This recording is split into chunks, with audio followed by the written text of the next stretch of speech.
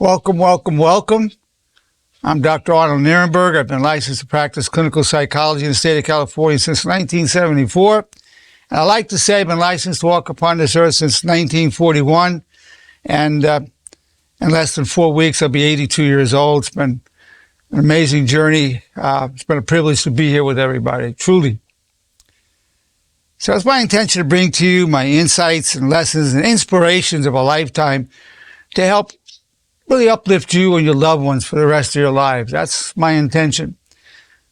The title of today's presentation is Fatal Psychological Errors.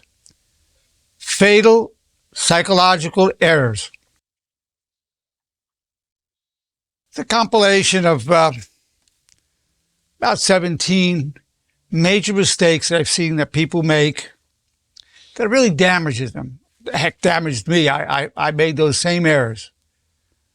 Didn't really know what I was doing until I was 70 years old. I was a slow learner.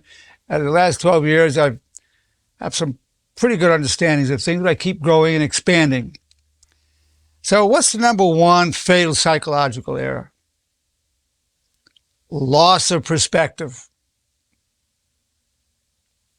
Loss of perspective is the first of the fatal psychological errors.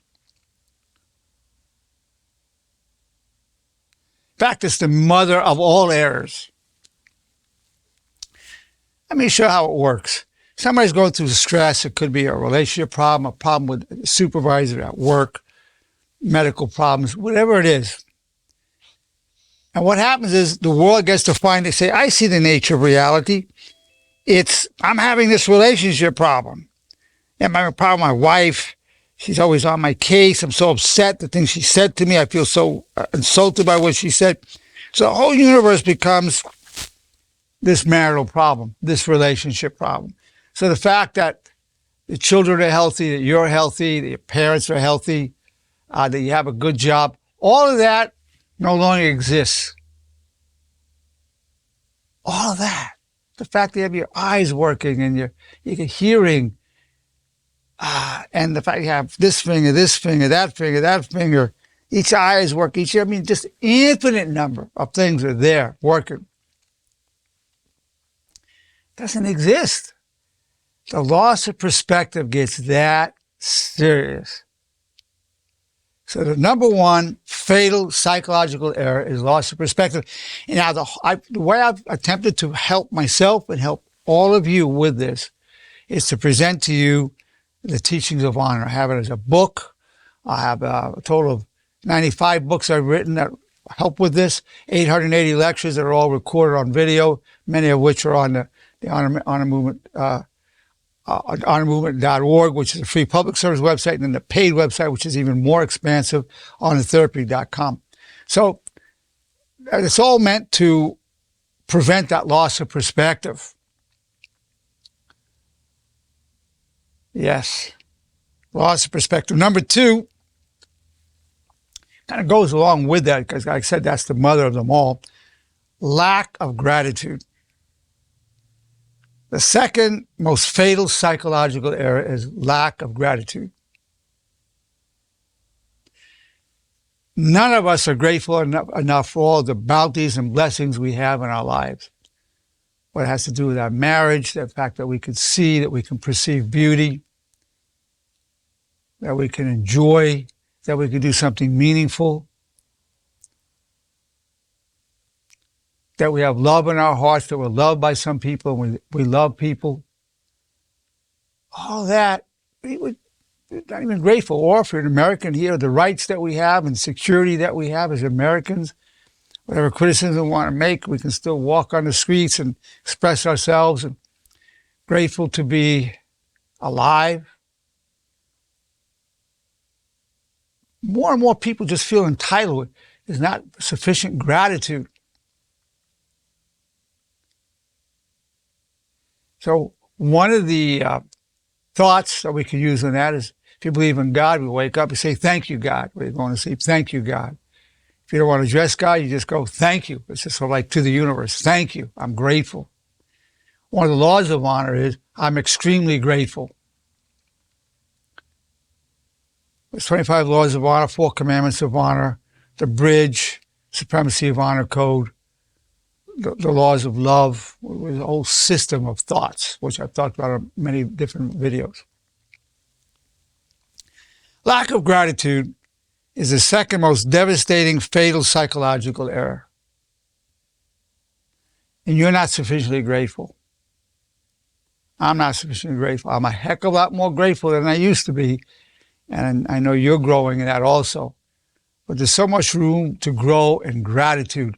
Gratitude, you know, somebody's serving you in a restaurant, grateful that you have the money to even go pay for that meal. It's just grateful that, you know, you have loved ones in your life, grateful that you're loved, grateful you have a good job, or you're making a living.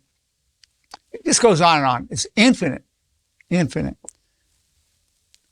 Lack of gratitude is the second most devastating psychological error.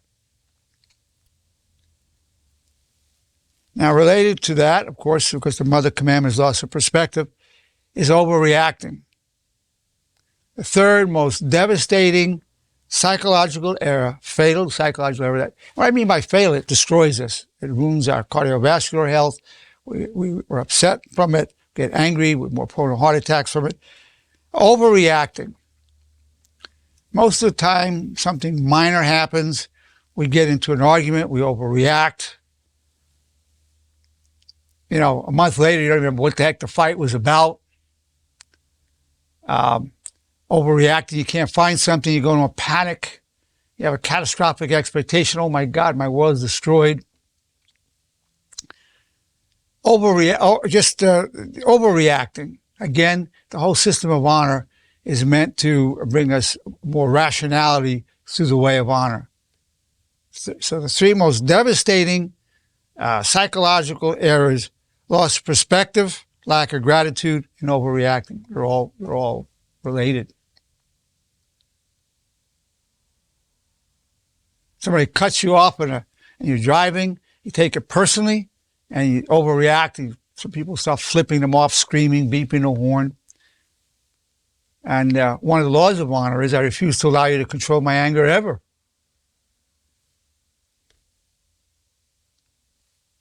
Overreacting, I mean, people go really crazy, become literally homicidal, ramming and their cars, or just really creating dangerous situations. Just overreacting. This is just for one example.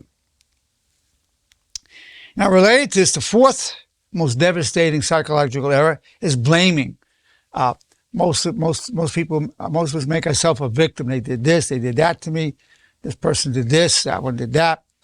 We blame it. It was your fault, you did this. Now, sometimes we're truly a victim and blaming might be warranted, but most of the times we co-created it. Most of the times we've co-created our problem, and that understanding helps get us out. So one of the commandments of honor is this: I take full responsibility for co-creating my reality and my problems. That helps us get away from the blaming. We take responsibility, we empower ourselves, we don't give away the power. So I co-create it, I can unco-create it.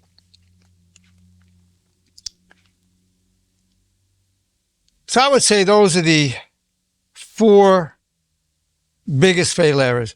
The others, the order is not as crucial here. People don't go for their dreams, their visions out of fear of failure. People are terrified of making errors, mistakes. That's why I have one video called The Power of Failures. And I talk about all my failures in my life and the amazing things that come out of that. Just going for it. And related to fear of failure is fear of rejection. People don't tell somebody how much they care, how much they need them, how much we love that person. People are afraid to be vulnerable because that's part of the rejection. Gee, if I make myself vulnerable, that he knows I need him, knows that I care so much, he's going to take advantage of me. Well, maybe that would happen. But the way of honor, we don't let people take advantage of us. It's not good for us, and it's not good for them, and it's not good for the relationship.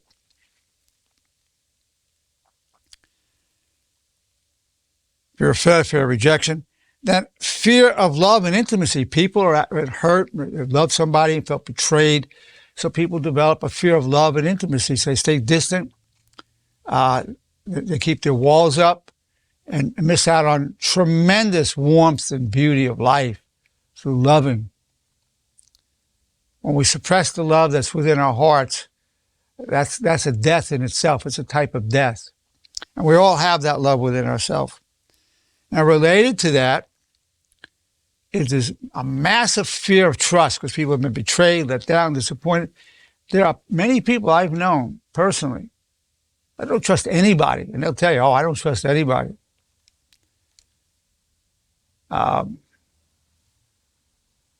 Certainly there's a time for being cautious, having some wisdom with things, but trust is a decision. You say, look, I'm going to give my trust, give you the benefit of the doubt till you show me otherwise.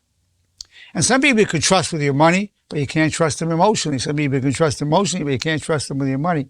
It's not necessarily a generalizable thing where you're going to get betrayed in all areas with that person. The eighth, fear of change. People are used to, they don't want to change anything. They're used to their routine. Maybe even it's a little bit boring, but they don't want to change. People are threatened by that. It's like a threat to their sense of stability and orderliness in the universe. And being able to change. How many businesses have gone out of business because they couldn't change with the times? Common. Very common indeed. I mean, at some point, the horse and buggy was going out, cars were coming in, the signs were there, but people kept making these carriages and whatnot, and they couldn't go with the change, couldn't face things are changing. Just for example. Now, the next one, the ninth, is excessive materialism. People are just, it's a fatal error. People just want things, a bigger house, another TV, a better car, go shopping. It's almost like it's like a worshiping. It's like a temple, like a holy temple. The malls, worshiping at the malls. And what that is because there's so much of materialism, there's at least with denial of our spiritual nature. Leads to a denial of our spiritual nature, our divine nature. In fact, it becomes highly suspect. You say, well, if you think you're spiritual, you're just fooling yourself. You're just these collection of atoms, and that's it.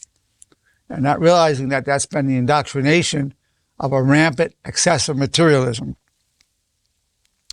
So there needs to be a way of reminding yourself that, yes, we're material, we're bodies, we need things to survive, but also we have a higher nature, however you want to define that.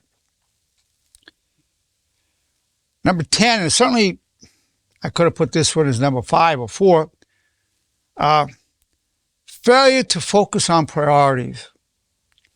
I see this all the time with people. They don't achieve their goals in life because they get distracted with, they want to finish their education, but they get distracted with going after this and saying, I'm going to go have fun, let's go party. Just start losing their priorities. They'll forget they fall in love with somebody, get married, and then they just hang out with their friends and abandon the love of their life. It's abandoned. They forget that this person is a priority. I see it all the time. Loss of priorities. As a matter of fact, if you have a major goal in any organization, it could be unify the world, bring love to the world, whatever it is. People will get distracted with minor issues. Oh, where we can have that meeting? That's going to be at John's house. So where's John's house? What's the next town over? By the pizza place. Oh, is that where it is? Oh, yeah. They'll just go off on that and get away from the fact why they're meeting. I've seen it so many times. Failure to focus on priorities. Now, number 11, I see people destroying their health all the time. People put their immediate pleasure over health. That's a fatal psychological, physiological error. Just tastes good, enjoy the texture, enjoy the flavor, even though it's toxic, and they know it's toxic. But they say, well, we only live once. Yeah, I gotta live once. Or We all got to go sometime. Those are some, you got to only live once. We all got to go sometime. Heck, I'm just going to keep eating this or keep smoking. Immediate pleasure over the health benefits. Now, number 12, failure to be your true self. Nobody told you that you can be who you really are. Failure to be your true self. People are imitating other people. I'm going to be accepted. They start acting like this person, that woman, this guy, to be accepted. And no one's ever said, you have a right to be who you really are. As long as expression of yourself is done in a respectful, real manner. I'm making that statement now. You have the right to be who you truly are. You have the right to be who you truly are, as long as the expression of your true self is in a respectfully real manner. So that leads to respectful, real communication, a type of communication that builds bridges and connection as opposed to walls and barriers. I've talked about that in many, many of my videos.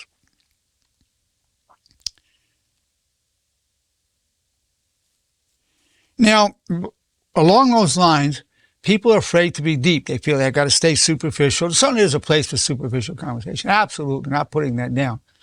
But there's fear to go deep. And we interviewed 1,800 people at the Nerenberg Institute. We found that 70% of the people want to have more deep conversations, not all the time, but at least 50%. Because right now, maybe only 5% of the time there's deep conversations. This superficiality leads to much loneliness in the world. People yearn to have more meaningful, deeper conversations, just don't know how to go about it. I've given many lectures on how to do this.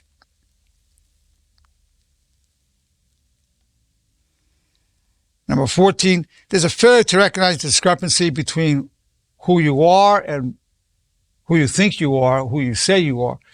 Most people are just salesmen. They'll blow up their thing, they'll tell you I'm this, I'm that, and the other thing. Or particularly you get that in organizations with ideals, say religious organizations. Well, I believe in God, I believe in this, and therefore I am that. And really the person has so many flaws because we're all individuals struggling to manifest our greatest potential.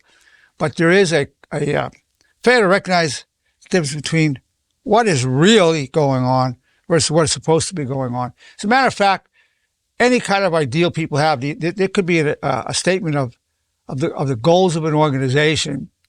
That's the specified agenda. But the real agenda is differently. There's, for instance, trucking companies where the agenda is to serve the public and safety first.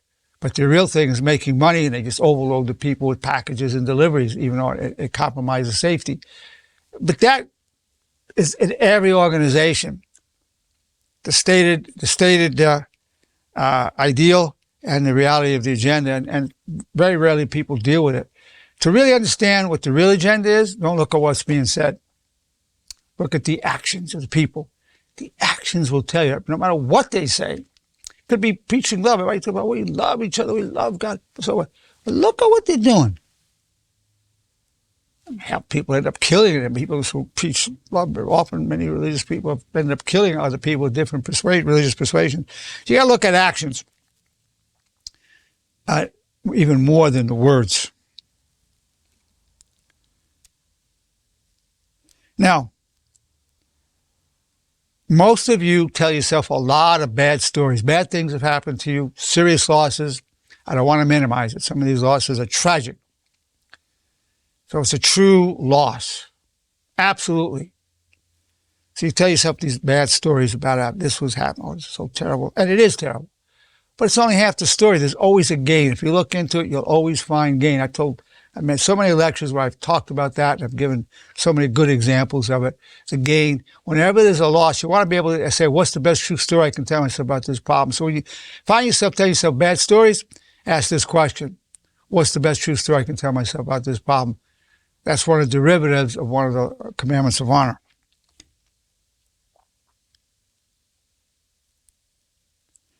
Now here's a big one. People think they are the thoughts they have. So I'm really a negative person. I'm always having negative thoughts.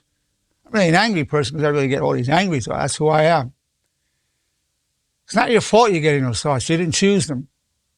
You're more a reflection of the thought you choose to have. So you can have a thought, I just want to punch this guy in the face. He's always insulting me and putting me down. But you can choose thoughts. People don't know in addition to the thoughts that pop into your mind, which really do not define who you are, you can choose thoughts. I can choose to balance it, not fight that thought, but balance it with, hey, bro, I wish you well. Have that thought. I wish you well. To balance that other thought. People don't know you can choose thoughts.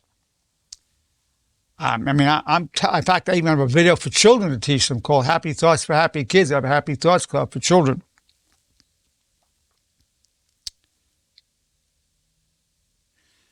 I would say the 17th one is relationships.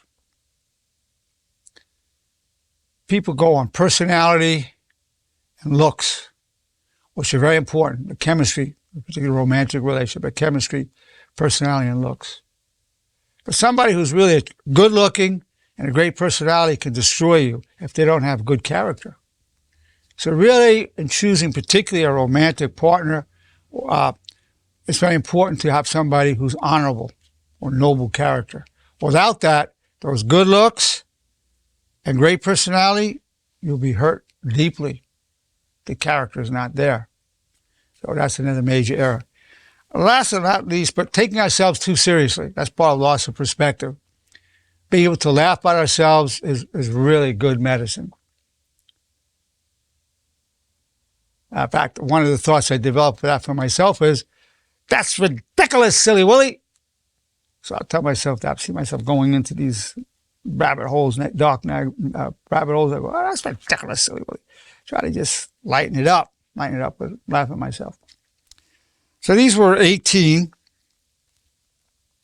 It's a little bit arbitrary, the order to some extent. And I'm sure that, and some of these are overlapping, could have put different ones, but I would say right now we have those 18. And it's been my pleasure to present to you fatal psychological errors. And I want to open up for discussion, questions, and comments about what I presented. Christy, anything you want to ask or say about this? First of all, thank you. This really spoke to me a lot. I think that, there's a lot of times when I've had loss of perspective, and it takes me a good 2 to 3 days because of the overreaction to come down from this. And, last year, I had an incident where I was just burnt out at work, and I ended up in the hospital. And it really,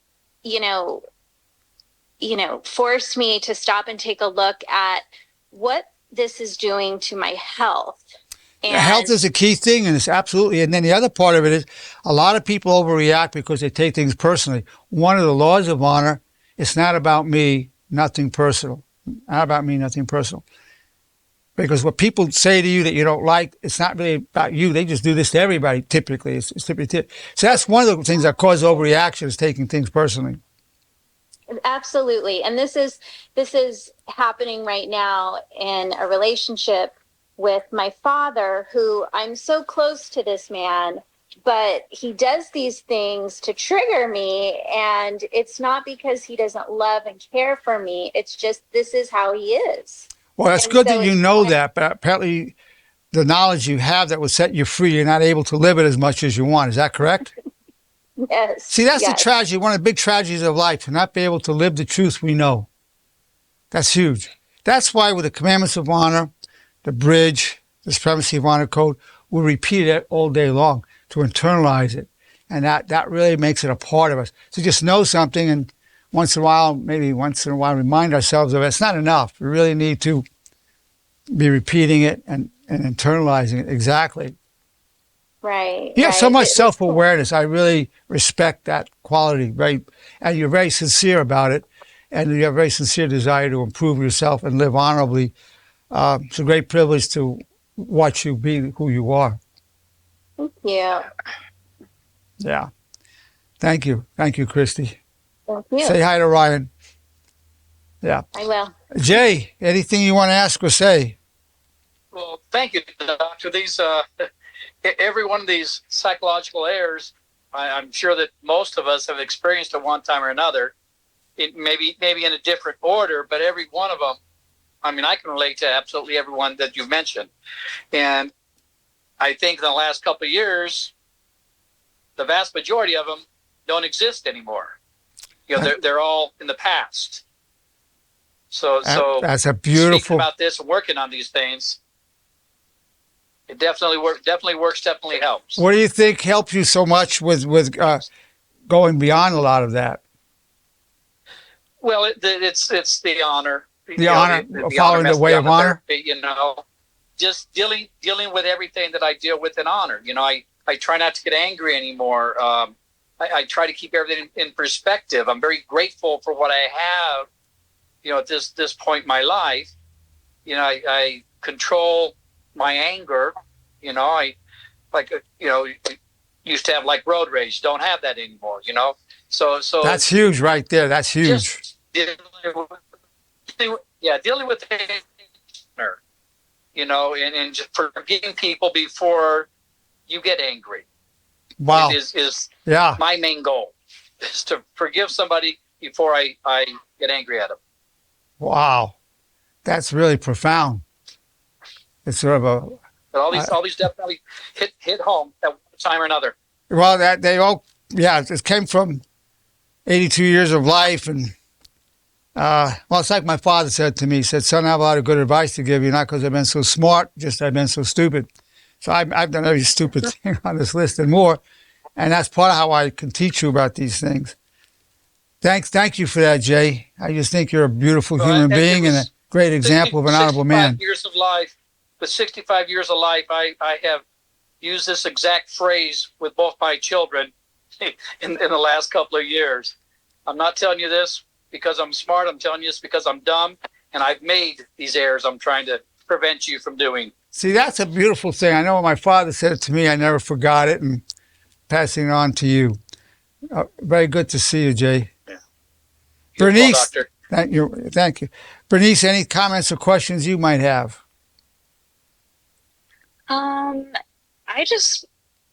I can relate to so many of these. It's unbelievable. I'm like, is that natural?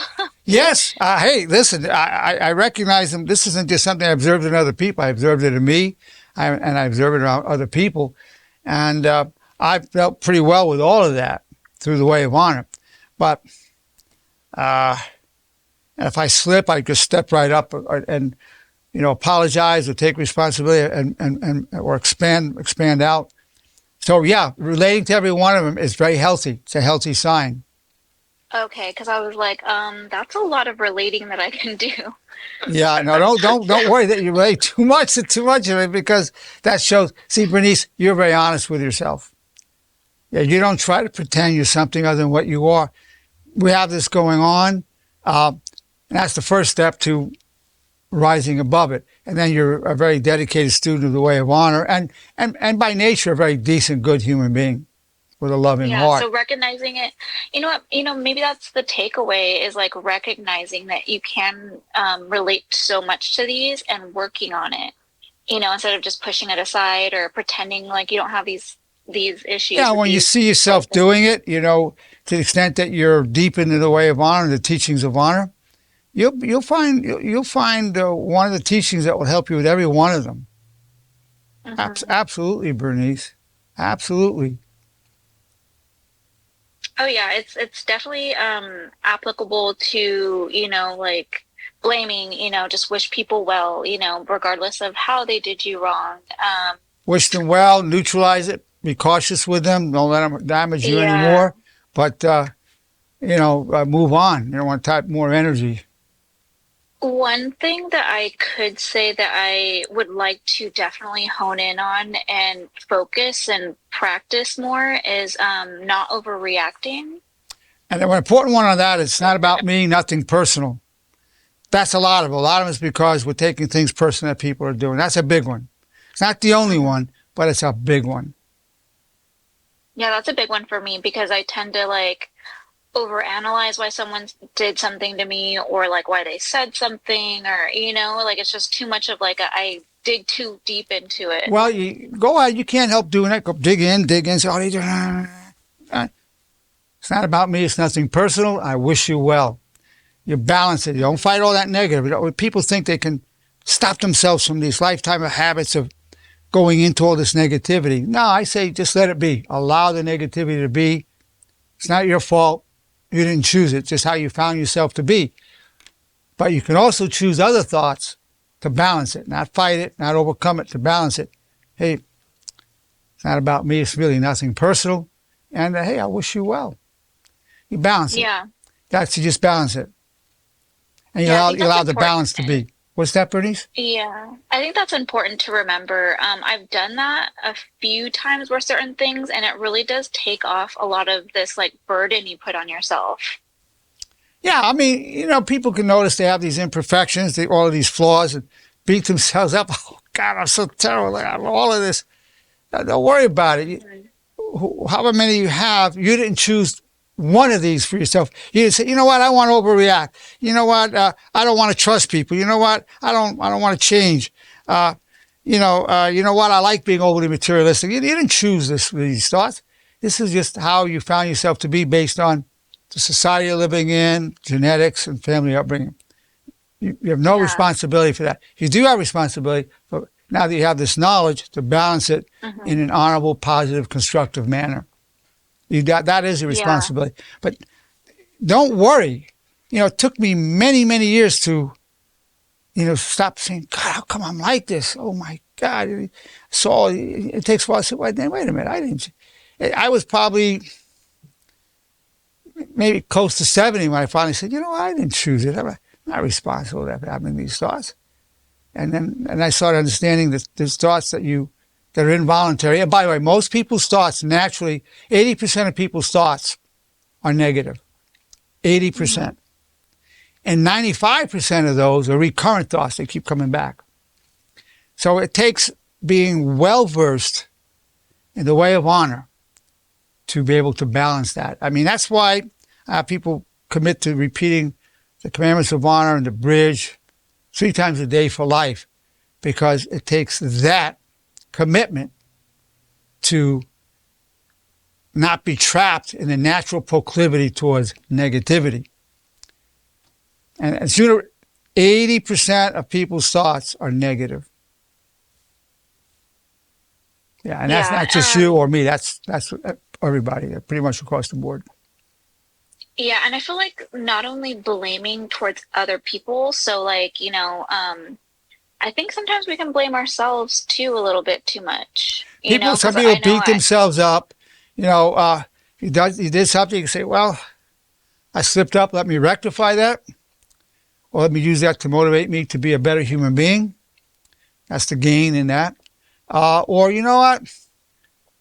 I did that out of ignorance. It's so much my fault. I was raised that way, but I'm going to go beyond that now. So some guilt is good, or even shame sometimes, to move us beyond being that way.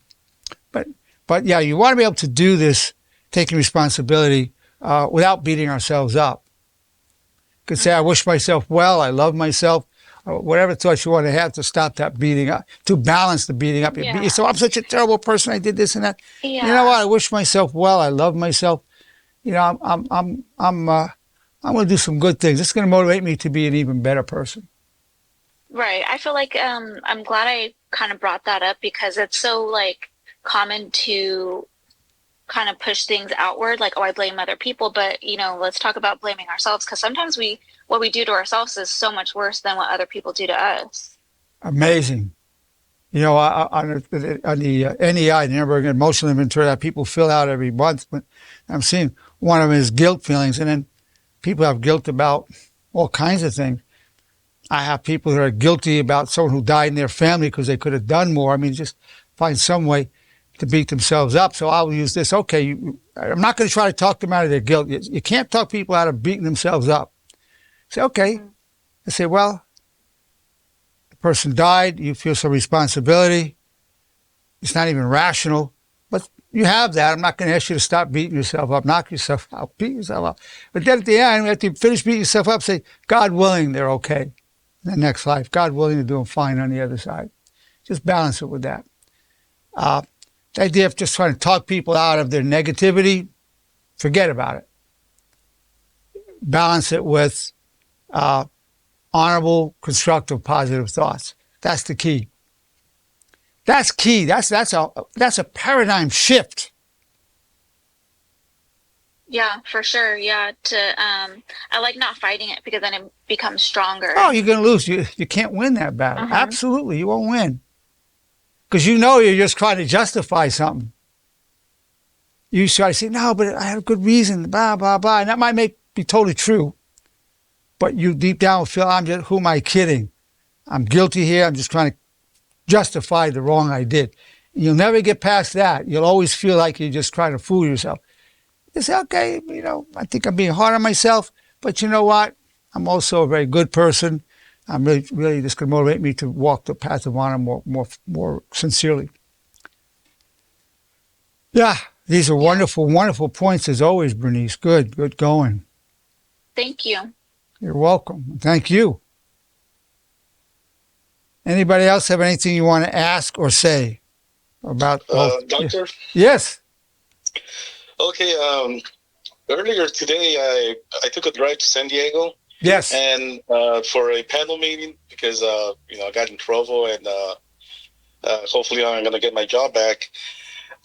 When we were at the meeting, the company was presenting their case against me, and a lot of it was BS, but a lot of it was true, and I didn't want to hear that. Because I was blaming others for I was not admitting that I was at fault. And I was blaming everybody else except me. But on my way back from San Diego, it's a 2-hour drive, I kept thinking, and I realized that I caused everything. The problem that I got into, it was my fault. It was nobody else's. But I was always feeling sorry for me and blaming others. So was that liberating to you when you took responsibility? It was, because I was by myself driving back home 2 hours, and I had plenty of time to think about the bridge, the commandments, and it just I just felt a lot better. You know, Arturo, I'm very impressed with you. I have been for a while. I've seen you get pretty negative. You can get pretty riled up. And I've seen you step back and say, hey, wait a minute, I apologize. I don't want to be like that anymore. I've seen you do it, and you've just done it here again. This is like, you should receive like a peace award for this. This is miraculous. I would say, here you are, this tough Marine, very macho guy, and look what you're becoming. Unbelievable. Unbelievable. Thanks a lot, Doctor. Thanks, everyone. Yeah, beautiful. Anybody else have anything you want to say or ask? Doctor, yes, I wanted to say something. Oh, is this How are you, Kimberly? by the way? Yes. Oh, Kimberly, I made recognize your it. voice. I don't see you. Okay, wow, I'm glad you could make it. I know, sorry, I'm driving right now. Yeah, well, I'm Just glad got you're out of here. class not too long ago. I just wanted to say, it was actually pretty amazing what Bernice said when she said that. I probably am not. I don't want to mess up what she said, but when it was somewhere along the lines that what we do to ourselves is a lot worse than what other people do to us, and that was like such an eye opener, because I'm like, I always kick myself in the butt every single time for other people always trying to put me down, and I feel like I'm always like, I take it too hard, and I'm always just thinking about it, and I'm actually just going through something like that at school, when every time I do better than this one girl, like, she just makes me feel bad about it, or she won't be like, oh, congratulations. She'll just walk away really Listen, upset. you're always going to meet people who are jealous. You're going to find people who are naysayers, who find fault in you, who don't like you, who feel inferior and kind of get into some kind of competition to try to beat you in some way, and just get out and out mean about it. That's going to be all your life. So you really need to quicken in the thought and deepen in the thought. It's not about me, nothing personal. This girl, she has her insecurities or whatever, and I'm sure she has a lot of problems with a lot of other people. So you have to learn certain lessons, that being one of them. The other one was, I think I forgot to mention one. Yeah. Another one was being defined by what other people tell us who we are. That's one of the fatal errors. Being defined by what other people say we are. Somebody could give you the message, you're stupid, you're a failure, you're a loser, you made a mistake, you're just a bad person, whatever. It's always going to be people giving me that message, and then a fatal error that people make is they internalize that and they say, "Oh, bad person, I'm a failure, I'm a loser." It's particularly hard if it comes from a parent figure, but anybody can be tough. And for those who believe in God, the best one is this one. Only God knows only God truly knows who I am, and only God could judge me truly. Nobody's going to fully, only God truly knows me, and only God could judge me truly. Nobody really knows you. God knows you. Next would be probably yourself. But even with us, we can fool ourselves. Some ways we might hide certain things from ourselves or try to. Only God truly knows me, and only God could judge me truly. Now, if people don't believe in God, the person would say, well, he doesn't really know me, so he's telling me that I'm more than that. Somebody might say, you're stupid. Well, yeah, in some ways I am stupid. In some ways, almost everybody's stupid. Yeah, in some ways I'm stupid.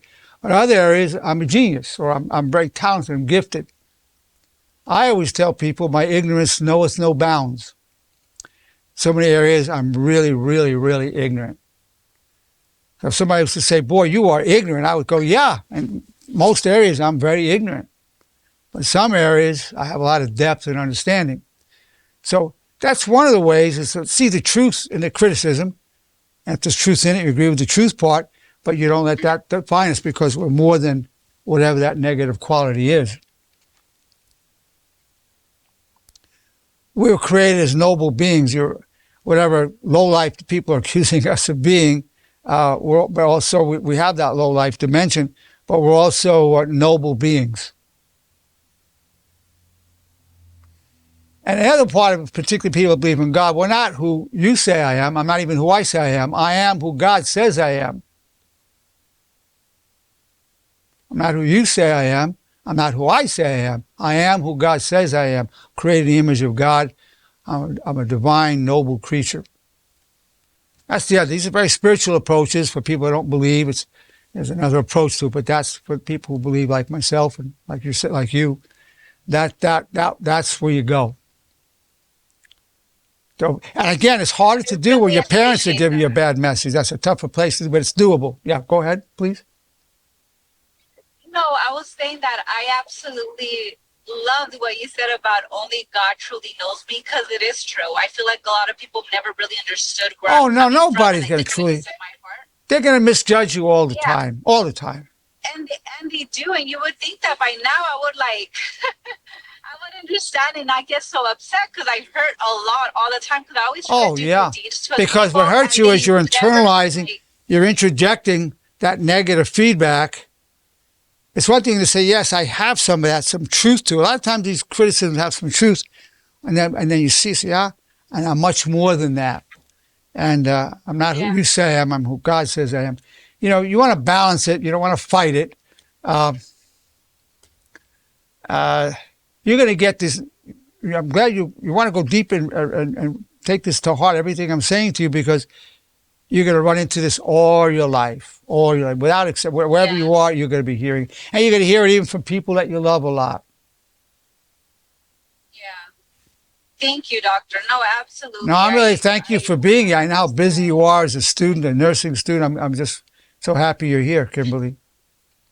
Yeah, of course. No, absolutely. I try to make it as much as possible, because I always walk out with a different mindset and a lot more positive, and I'm just like, okay, I can do this, like just what you just said right now, like only God truly knows me. And what Bernice had mentioned, I absolutely loved it, because it is true. I need to stop that. I feel like I just make things a lot worse, because I just overthink things, and I'm like, I shouldn't, you can overthink it all you want. Listen, Kimberly, you can't help overthink. Go out and beat yourself up, overthink it, feel miserable, but then balance it. After you've done enough of this torturing yourself, then balance it with an honorable, constructive, positive. I'm not going to tell you stop doing that. No. Go ahead and do it. Beat yourself up. Overdo it. You know what? What the heck? Only person doesn't even know me. Only God truly knows me, and only God could judge me truly. And it's not about me. It's nothing personal. Just balancing it. Don't use it to fight the other.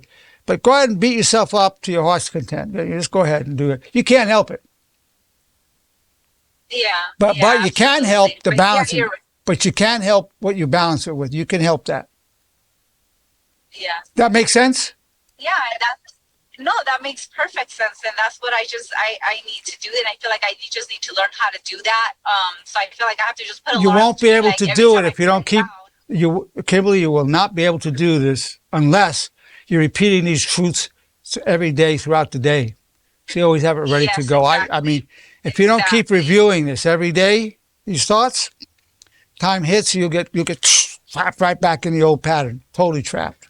Yeah. This will help create some new neural pathways. Yeah. Yeah. Well, thank you very much. My I really pleasure. appreciate.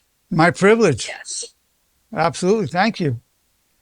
Good night. It's been a pleasure to present Fatal Psychological Errors.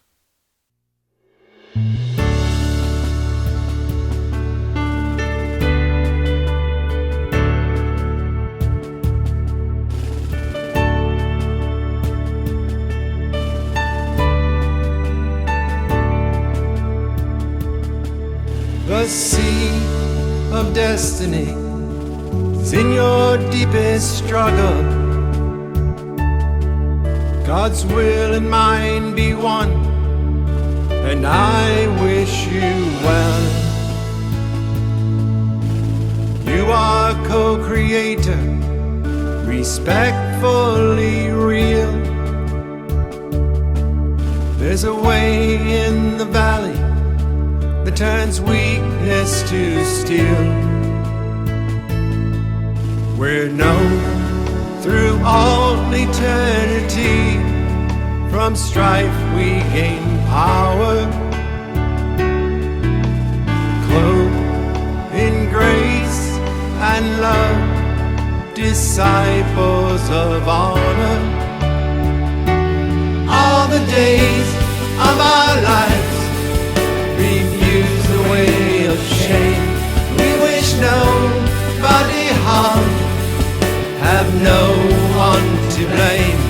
Your high calling will be done, and pure eyes now glow. In darkness crave the good, like waters from the desert flow.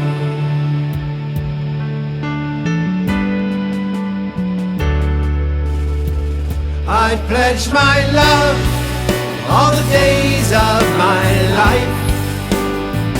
I pledge my soul to all that is good. I pledge my heart to my brothers and sisters who I join in the light, leave a legacy of honor.